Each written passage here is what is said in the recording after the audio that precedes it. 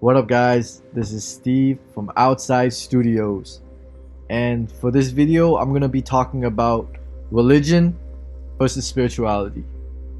What are the differences between the two? And because I feel like a lot of people find these two terms like very similar, and they usually use them interchangeably to mean the same thing, but they're actually very different.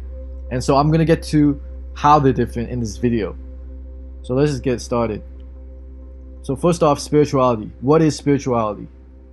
In my definition of what spirituality is, I would describe it as the process of discovering who you really are and this universe that you're a part of. I think it's about connecting to some sort of divine source or being that is greater than ourselves through our own personal experience.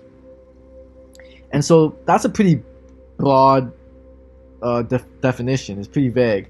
And that's because I feel like spirituality is so unique to each person. Like, people who really go down this path and explore this spiritual side, it's just so unique because we're all different. We're all different, and it shows in our spiritual practices. Yet we also acknowledge that we're connected. We're all connected through source. But that's what I love about spirituality. Honestly, there's so many aspects to it. Like, you have mysticism, you have astrology, you have like people into NLP, or no, not NLP, but like channeling spirits, and then you have like just like the self-development side. You have like meditation and yoga, and there's just so many aspects to it. But the reason it's so broad and vague is because we all kind of explore spirituality in different avenues. We all are different. How many times am I gonna say that? But you get the point. We're all different. So now, for religion, I view religion as like organized spirituality. It's kind of like you're given these sets, you're given this set of beliefs and ways to view the world, and it's kind of like more about concerned with morality and tradition.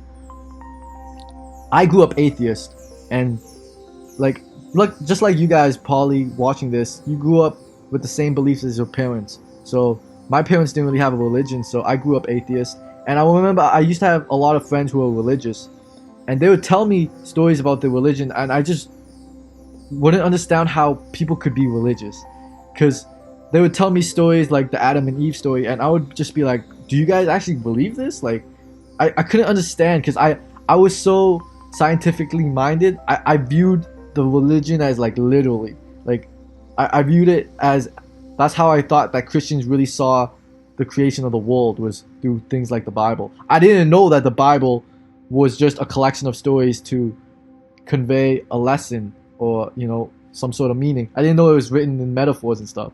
So I thought people who believed in religion really believed all of these things in the Bible, and I couldn't understand how people could believe in a God, because the way I thought God was some guy in the sky just looking over us. Like, I thought it was just another Santa Claus kind of myth type thing. And so yeah, but then growing up, I started becoming a little bit more open-minded, and I kind of became agnostic for a bit, just thinking like, you know what, we probably don't know. Like, we're just human. And even now, it's like when I hear like if I hear someone is like an atheist and they just outright reject the idea of God, I kind of see that as a little ignorant, personally, because it's like, how can you really just like, how can you just reject the entire idea of God when we're human? We're compared to like the scale of the universe, we're like on the same level of consciousness as an ant. We know nothing. There's so many things we can't even perceive. You know what I'm saying? And so to heavily rely on science like I did as a kid, where I thought if it can't be proven with science, it wasn't real. To me, that's just pretty naive and ignorant, because man, there's so many things that we don't even know. And at least with agnostics, they admit that, you know what, I probably don't know anything. In comparison to infinity, we're nothing. In comparison to the universe, we're nothing. So I probably don't know. Now, as of this recording, I still don't really belong to any one religion. I do believe that religions are true. Like, they have their own aspect of truth to them, just like anything else. Everything has a half truth. But I don't really particularly believe in any one religion, because Well, I'm gonna get to why in the next slide, but I do think that a God exists. I do think that there's a creator. I think it'll be pretty naive to say that it's not true, that religions aren't true. But the reason I don't I don't belong to any one religion right now is because although I do think that these religions all have a common truth at their core, like at the start of all religions, it was true. They all had their truth to it.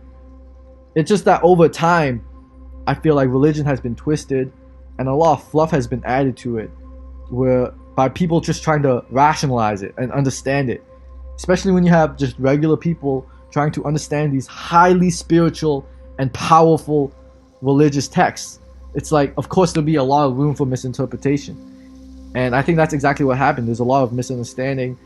It's kind of like a game of broken telephone where, like, through generations and millenniums of people passing it down these spiritual truths from incredibly wise people like Jesus and Buddha. They were incredibly spiritually gifted. Like, they're superhuman. And what they had to say was so true.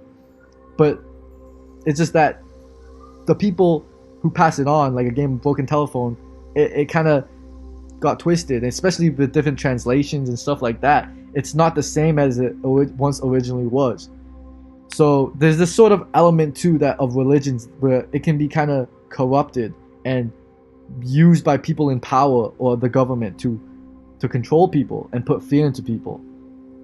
We've seen countless examples of this through history, of all these wars that have started based on religion, and people trying to push agendas using religion. It's just like it gave religion a bad name. I like the Bible and the Quran and all these religious texts.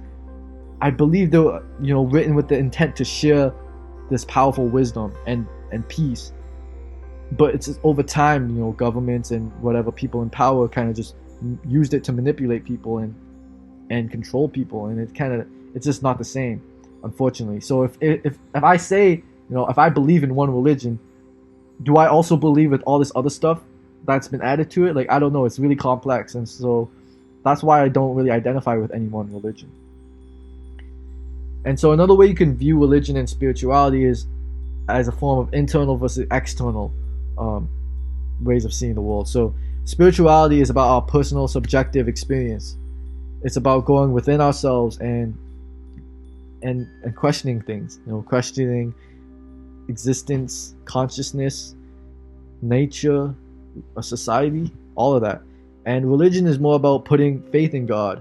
And it's not, you don't question it as much because religion is giving you the answers. It's telling you how the world came to be. It's telling you how to live your life.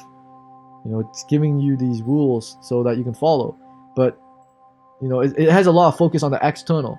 You can also think of this as objective versus subjective ways of seeing the world. With spirituality being the more subjective experience.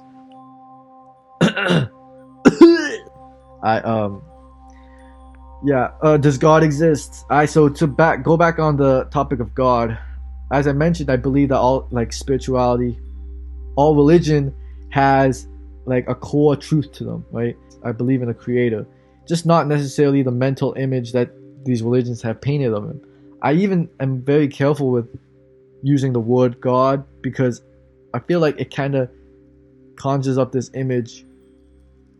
It's just kind of, the word God lost its meaning through thousands of years of misuse.